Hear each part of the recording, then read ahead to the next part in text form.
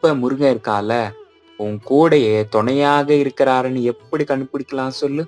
வாங்க இப்ப சொல்றேன். அப்ப முருகன் நீங்க எப்போ வெளிய போனாலும் துணையாக இருக்கிறாருன்னு அவரோட வேலும், மயிலும், சேவலும் வந்து எந்த கார் மேல இருந்தாலும், பைக் மேல இருந்தாலும், இல்ல எந்த வாகனத்தில் மேல இருந்தாலும் அவரோட லோகோ வந்து உங்களுக்கு தெரியும். அப்படின்னா என்ன அர்த்தம்? அப்ப முருகன் உங்களோட கவலையெல்லாம் நீங்க மறந்துடுங்க. நான் இருக்கேன் அப்படின்னு உங்களுக்கு முருகன் ஒரு செய்தி சொல்றாரு.